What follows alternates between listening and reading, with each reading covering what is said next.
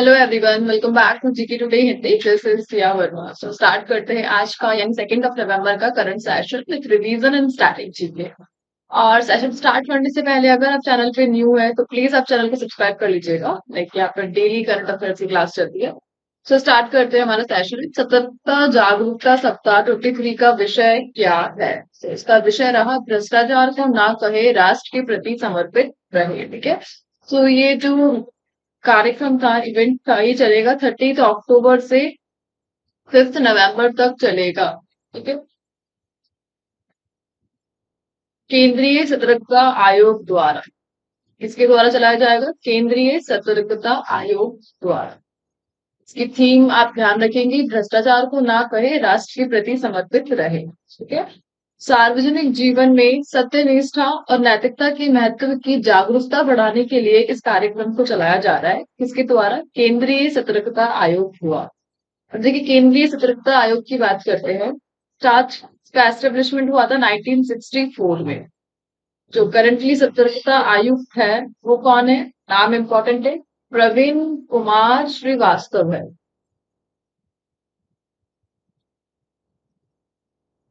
ठीक है।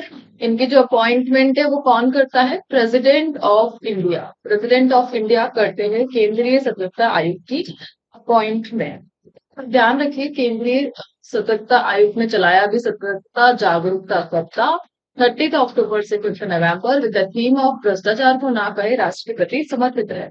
अब देखिए, आगे बढ़ते हैं, हम बात करते हैं अभी तक जितनी भी थीम्स आई है करंट में, हम उनकी बात करेंगे। तो देखिए, फर्स्ट क्वेश्चन रहेगा, विश्व पोलियो दिवस 23 का विषय क्या है? माताओं और बच्चों के लिए एक स्वस्थ भविष्य। आयुर्वेद दिवस 23 का एक विषय, एक स्वास्थ्य के लिए एक आयुर्वेद। नेक्स्ट डे 9 अक्टूबर को मनाए जाने वाले किस दिन का विषय है? Together for trust, collaborating for a safe and. विश्व डाक दिवस का विषय था ये, टुगेदर फॉर ट्रस्ट। विश्व हृदय दिवस 23 का विषय, हृदय का प्रयोग करें, हृदय को जान। 23 अगस्त भारत में वैश्विक रसायन और पेट्रोकेमिकल्स विनिर्माण केंद्र पर शिखर सम्मेलन का विषय क्या रहा? तो इसका विषय था स्थिरता और परिपक्वता। फाइन।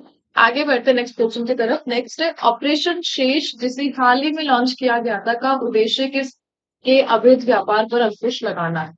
सो लकड़ी के व्यापार पर अंकुश लगाना है ऑपरेशन।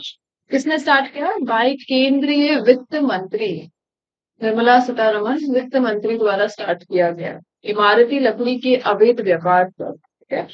उससे पहले आपने न्यूज में देखा था ऑपरेशन अजय, जो भारत ने चलाया था इजरायल और फिलिस्तीन में फंसे भारतीयों को वापस लाने के लिए। अब देखिए, जितने भी ऑपरेशन रिलेटेड क्वेश्चंस रहे हाल ही में, हम एक और क्विक रिवीजन करने वाले हैं। तो ऑपरेशन कावेरी क्या था और ये क्यों शुरू किया गया था? तो ऑपरेशन कावेरी एक सुरक्षा ऑपरेशन था, जिसे सूडान में फंसे भारतीय नागरिकों को निकालने के लिए शुरू किया गया है। ठीक है। Operation Kaveri Sudan. ऑपरेशन राहत का उद्देश्य और कब शुरू किया गया था? तो 2015 में इसको स्टार्ट किया गया था, यमनी संकट के दौरान, यमन में संकट के जवाब में भारत सरकार द्वारा शुरू किया गया है। ऑपरेशन मैत्री क्या है? ऑपरेशन मैत्री भारत सरकार और सशस्त्र बलों द्वारा अप्रैल 2015 में विनाशकारी भूकंप के बाद नेपाल में बचाव और राहत अभियान के रूप में इसको आरंभ किया गया। ऑपरेशन संकट मोचन, तो दक्षिणी सूडान से फंसे भारतीयों को लाने के लिए 2016 में इसको चलाया गया। ऑपरेशन समुद्र सेतु कोविड-19 के लिए चलाया गया था, बाहर विदेशों में फंसे भारतीयों को वापस लाने के लिए। ऑपरेशन देवी शक्ति अफगानिस्तान में। ऑपरेशन गंगा रूसी आक्रमण के दौरान आरंभ किया गया था। और ऑपरेशन दोस्त, ऑपरेशन मित्र, इसे 6 फरवरी 23 को स्टार्ट किया गया था, तुर्की सूरिया भूकंप के बाद सीरिया और तुर्की में इसको आरंभ किया गया। ठीक है। एंड फाइनली अभी चला है ऑपरेशन शेष, बट इसका उद्देश्य किससे रिलेटेड है? लकड़ी से रिलेटेड है। अवैध लकड़ी के व्यापार को रोकना इसका मेन एजेंडा है। फाइन। आगे बढ़ते हैं, नेक्स्ट क्वेश्चन देखते हैं। अभ्यास हरिमाऊ शक्ति 23 का आयोजन किन दो देशों के बीच किया गया? सो शक्ति की बात की जा रही, नाम है अभ्यास हरिमाऊ शक्ति। एक्सरसाइज की बात की जा रही है। किसके बिटवीन है ये? भारत और मलेशिया के बिटवीन है ये एक्सरसाइज हरिमाऊ शक्ति। और कहाँ पर हुई ये? देशों की सेनाओं के बीच, भारत और मलेशिया की सेनाओं के बीच हुई है। भारत के उमरोई, उमरोई छावनी में हुई है ये। ठीक है, इससे पहले 2022 में मलेशिया में हुई थी, और 2023 का जो एडिशन है वो कहाँ पर हुआ? भारत में हुआ। और भारत की तरफ से जिस सेना ने भाग लिया वो कौन सी सेना थी? तो वो राजपूत रेजिमेंट की सेना ने पार्टिसिपेट किया था इसमें।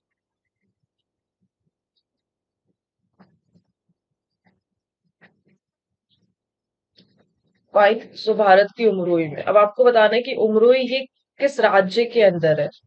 कि मैंने काफी पहले आपको बताया भी था कि उमरोई नाम से एक जगह जहाँ पर अभ्यास हुआ था, तो किस राज्य में है ये जगह। आगे बढ़ते हैं, नेक्स्ट एक्सरसाइज की हम बात करते हैं। भारत राष्ट्रीय साइबर सुरक्षा अभ्यास NCX-23 की मेजबानी की संस्था ने की। NCX की बात की जा रही है, कहाँ पर हुआ था? ये न्यू दिल्ली में हुआ था। और किसने इसकी मेजबानी करी है? किसके द्वारा इसको चलाया गया? राष्ट्रीय सुरक्षा परिषद सचिवालय। ठीक है, NSCS। NSCS ने राष्ट्रीय रक्षा विश्वविद्यालय के साथ मिलकर NCX-23 की मेजबानी न्यू दिल्ली में की। ठीक है, और इसका ये सेकंड एडिशन है। ज्यादा पुरानी साइज नहीं है, ये अभी स्टार्ट ही हुई है, सेकंड एडिशन है ये इसका। फाइन। नेक्स्ट है, 2023 में किस देश ने फ्यूचर इन्वेस्टमेंट इनिशिएटिव के 7वें संस्करण की मेजबानी? सो फ्यूचर इन्वेस्टमेंट इनिशिएटिव के 7वें संस्करण की मेजबानी किसने करी है? सऊदी अरब ने करी। क्या आंसर होगा? सऊदी अरब।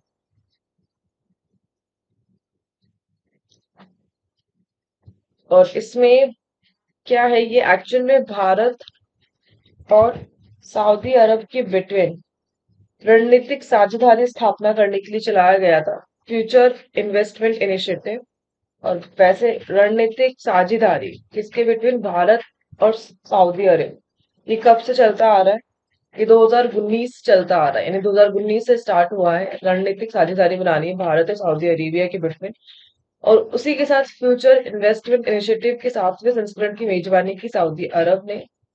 यहाँ पे पार्टिसिपेट किया किसने? बाय केंद्रीय वाणिज्यिक एंड उद्योग मंत्री।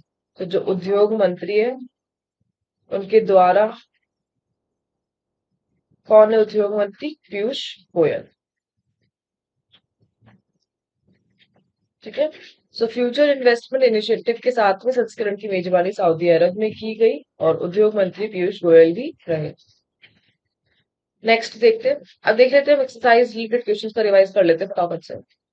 तो भारतीय नौसेना ने किस शहर में एक्सरसाइज प्रस्थान 23 आयोजित किया? काकीनाडा में किया था शहर। किन देशों ने संयुक्त रूप से साइलेंट शार्क नामक संयुक्त पनडुब्बी रोधी अभ्यास आयोजित किया? सो अमेरिका और दक्षिण कोरिया ने किया था साइलेंट शार्क। संप्रति 11 सैन्य अभ्यास, ये भारत और बांग्लादेश के बिटवीन होता है। मिलेक्स 23, ये यूरोपीय संघ द्वारा। मुस्तफा कमाल अतातुर्क 23, किन दो देशों के बीच एक सैन्य अभ्यास है? अजरबैजान और तुर्की के बिटवीन। राष्ट्रीय सुरक्षा परिषद सचिवालय द्वारा आयोजित राष्ट्रीय साइबर सुरक्षा अभ्यास का नाम क्या है? भारत NCX-23। ये तो अभी हमने बात की। फाइन, आगे बढ़ते हैं नेक्स्ट क्वेश्चन की तरफ। नेक्स्ट है, चीन ने हाल ही में किस देश के साथ किया सहयोग समझौता? सो चीन की नई भागीदारी सहयोग समझौता के साथ किस देश के साथ किया? उसने भूटान के साथ किया। ठीक है, क्या है ये सहयोग समझौता? सो एक्चुअल ने क्या किया, चीन ने भूटान के साथ जितनी भी सीमा है, सो उसके रिलेटेड यहाँ पे 25वां दौरा किया, सीमा वार्ता। यानी जो भी ये बाउंड्रीज शेयर करते हैं उसके संबंध में तकनीकी टीम की जिम्मेदारियों को रेखांकित करने के लिए सहयोग समझौते पर हस्ताक्षर किए गए। इसका मोटिव क्या है? चीन और भूटान के बिटवीन जो बाउंड्रीज है उसके संबंध में तकनीकी टीम की साझेदारी की जिम्मेदारियों को रेखांकित करना इस सहयोग समझौते का उद्देश्य रहा, जो किया गया चीन और भूटान के बिटवीन। और चीन रहा था 25वें दौरे पर, किसकी? भूटान। आगे बढ़ते हैं नेक्स्ट क्वेश्चन पे। देखते हैं इंटरनेशनल जितने भी क्वेश्चन रहे अभी न्यूज में, हम वो डिस्कस कर लेते हैं और रिवाइज कर लेते हैं फटाफट से। अंतर्राष्ट्रीय गरीबी उन्मूलन दिवस ये 17 अक्टूबर को मनाया गया। ठीक है। अंतर्राष्ट्रीय मुद्रा कोष IMF ने वित्त वर्ष 23-24 में भारत के विकास का अनुमान बढ़ाकर कितना कर दिया था? 6.3%। विभिन्न अंतर्राष्ट्रीय संस्थाओं द्वारा किस क्षेत्र को विश्व के सबसे बड़े खुली हवा जेल गाजा को बताया गया था? समाचारों में देखी गई नौका अंतर्राष्ट्रीय अंतरिक्ष स्टेशन ये किस देश की प्रयोगशाला है? रशिया की है। किस भारतीय संस्थान ने भारत जापान फंड लॉन्च करने के लिए Japan bank for international corporation के साथ समझौता किया? NIIF ने। अंतर्राष्ट्रीय साइबर सुरक्षा और पुलिसिंग सम्मेलन कॉकॉन के 16वें संस्करण की मेजबानी किस राज्य द्वारा की गई? केरल द्वारा की गई। किस अंतर्राष्ट्रीय फिल्म महोत्सव को pearl of the silk road नाम दिया गया? दिया गया ताशकंद को। और किस देश ने अंतर्राष्ट्रीय अंतरिक्ष स्टेशन को पृथ्वी पर वापस नियंत्रित रूप से लाने के लिए $1 बिलियन की योजना शुरू करी? ये USA ने किया था। फाइन। आगे बढ़ते हैं नेक्स्ट क्वेश्चन की तरफ। नेक्स्ट है कि संस्थान ने 24 वैश्विक कर चोरी रिपोर्ट जारी की। रिपोर्ट की बात की जा रही, नाम है वैश्विक कर चोरी रिपोर्ट। इसको किया है किसने? EU कर वेधशाला ने, यूरोपियन यूनियन कर वेधशाला ने करा है। ठीक है। इस रिपोर्ट के अकॉर्डिंग कहा जा रहा है कि अरबपतियों की संपत्ति पर 2% का वैश्विक न्यूनतम कर लगाना चाहिए, ऐसी कोशिश की जा रही है। 2% का वैश्विक न्यूनतम कर, और जो लगभग सालाना कितना होगा? $250 बिलियन होगा। लगभग सालाना $250 बिलियन। तो ये टैक्स लगना चाहिए अरबपतियों की संपत्ति पर 2%, मात्र 2% टैक्स लगाने की बात की जा रही है। EU पर वेधशाला द्वारा रिपोर्ट जारी है। फाइन। अब देखते हैं हम रिपोर्ट और इंडेक्सेस जो रहे थे न्यूज में, हम फटाफट से एक बार इसका रिवाइज कर लेते हैं। कि संस्था ने सस्ते पानी की उच्च लागत रिपोर्ट जारी की थी? WWF ने, वर्ल्ड वाइड फंड ने। कि संगठन ने कृषि और खाद्य सुरक्षा पर आपदाओं का प्रभाव शीर्षक से रिपोर्ट जारी की? FAO ने। कौन सी संस्था सेंट्रल बैंक और रिपोर्ट कार्ड जारी करता है? वैश्विक वित्त करता है। कौन सा केंद्रीय मंत्रालय इंडिया AI रिपोर्ट से संबंधित है? इलेक्ट्रॉनिक्स एंड सूचना प्रौद्योगिकी मंत्रालय IT। हाल ही में किस भारतीय राज्य में सुअरों में अफ्रीकी स्वाइन बुखार में सकारात्मक मामले सामने आए? मणिपुर में।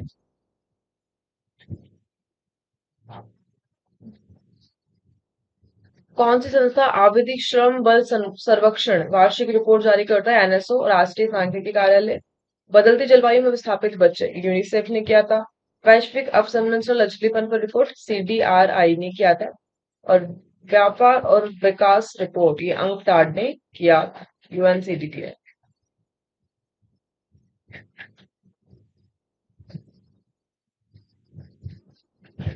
फाइन। आगे बढ़ते हैं नेक्स्ट क्वेश्चन की तरफ। नेक्स्ट, कौन सा भारतीय क्रिकेटर सबसे तेज 2000 वनडे रन बनाने वाला बल्लेबाज बन गया है? सबसे ज्यादा 2000 वनडे रन ये बनाए किसने? शुभमन गिल ने बनाए हैं। ठीक है। और किस मैच में? न्यूजीलैंड के खिलाफ बनाए थे। और अपनी कौन सी पारी में? 38वीं पारी में। ठीक है। एक नया रिकॉर्ड बना दिया। और रिकॉर्ड तोड़ा किसका है? इन्होंने रिकॉर्ड तोड़ा है, 2011 में बनाया था हाशिम अमला ने। सबसे पहले हाशिम अमला ने 2011 में ये रिकॉर्ड बनाया था। किसके खिलाफ बनाया था? पहले तो 40वीं पारी में बनाया था। ठीक है। तो इन्होंने बनाया था जस्ट 40 पारी में, और शुभमन गिल ने बना दिया है 38वीं पारी में। 2000 वनडे रन बनाने वाले सबसे तेज बल्लेबाज बन गए न्यूजीलैंड के खिलाफ भारतीय खिलाड़ी Shubman Gill. Fine. Next question है, विश्व कप में 2 बार 5 विकेट लेने वाले भारतीय क्रिकेटर कौन बने? 2 बार 5 विकेट, तो ये कौन है? मोहम्मद शमी। शमी बन चुके हैं 2 बार 5 विकेट। किसके खिलाफ लिया? वर्ल्ड कप में लिया था इन्होंने, न्यूजीलैंड के खिलाफ, अभी रिसेंट जो था। वर्ल्ड कप में 2 बार 5 विकेट लेने वाले ये 90 गेंदबाज बन चुके हैं। इनसे पहले 8 गेंदबाज और रहे हैं, और ये कौन से नंबर पे आ गए? 90 गेंदबाज। आगे बढ़ते नेक्स्ट है, किशन सिंह बेदी जिनका हाल ही में निधन हो गया, किस खेल से जुड़े हैं? क्रिकेट से रिलेटेड है किशन सिंह बेदी। ठीक है। कैप्टन रह चुके हैं ये, और इनको बाय हाथ के स्पिनर, किस फॉर्मेट में खेलते थे ये? बाय हाथ के स्पिनर गेंदबाज थे ये, स्पिन गेंदबाज। और भारत के लिए टोटल इन्होंने 67 टेस्ट मैच खेले हैं। टोटल 67 टेस्ट मैचों में भारत का प्रतिनिधित्व किया है किन्होंने?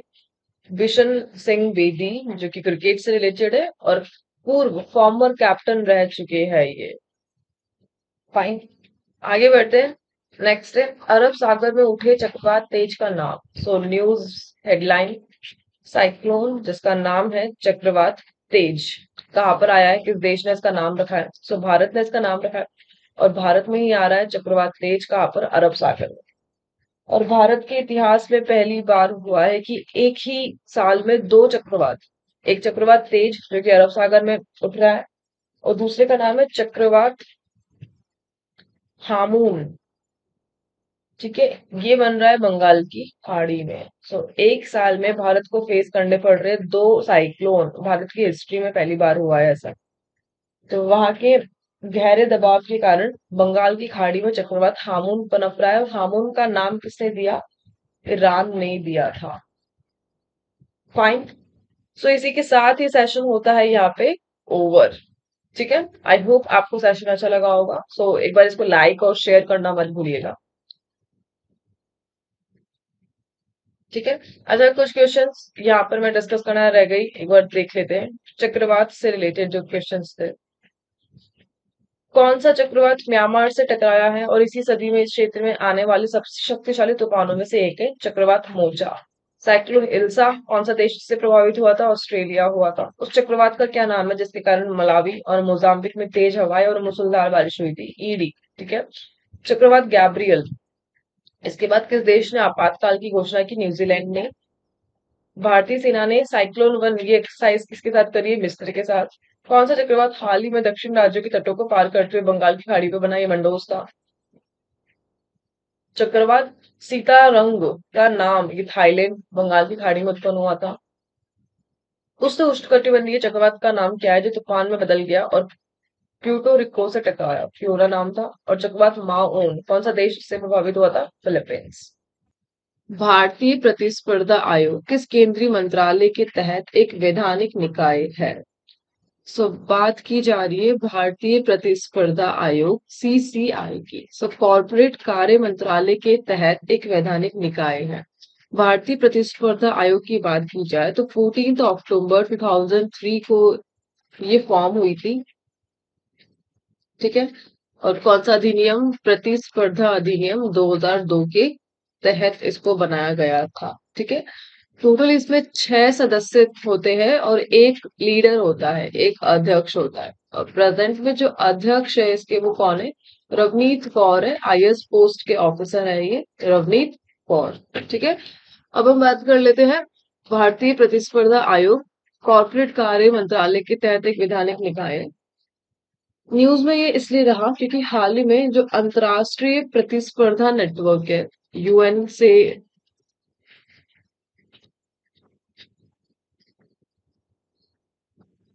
रिलेटेड अंतरराष्ट्रीय प्रतिस्पर्धा नेटवर्क। सो अंतरराष्ट्रीय प्रतिस्पर्धा नेटवर्क की 18 सदस्यीय संचालन समिति में एक प्रतिनिधित्व के रूप में स्थान मिला है किसे? भारतीय प्रतिस्पर्धा आयोग।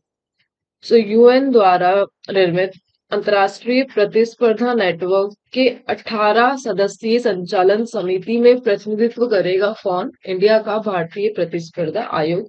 इसलिए ये न्यूज में रहा। देखिए कॉर्पोरेट कार्य मंत्रालय, सो मिनिस्ट्री ऑफ कॉर्पोरेट अफेयर्स ये क्या काम करती है? सो ये एक्चुअल में ये जो मंत्रालय है ये औद्योगिक एवं सेवा क्षेत्र में भारतीय उद्योगों के लिए जिम्मेदार है। इसमें औद्योगिक एंड सेवा क्षेत्र में। फाइन, अब हम देखते हैं मिनिस्ट्री से रिलेटेड क्वेश्चंस, जितने भी मंत्रालय से रिलेटेड क्वेश्चंस रहे हम एक बार उसको फटाफट से रिवीजन कर लेते हैं। एनसीएएल किस केंद्रीय मंत्रालय के तहत स्थापित निर्यात निकाय है? सहकारिता मंत्रालय के तहत। वित्त मंत्रालय के साथ किस संस्थान ने कौटिल्य इकोनॉमिक कॉन्क्लेव 2023 की मेजबानी की? आर्थिक विकास संस्थान के साथ। प्रोजेक्ट उद्योग जो खबरों में दिखा गया था किस केंद्रीय मंत्रालय से है?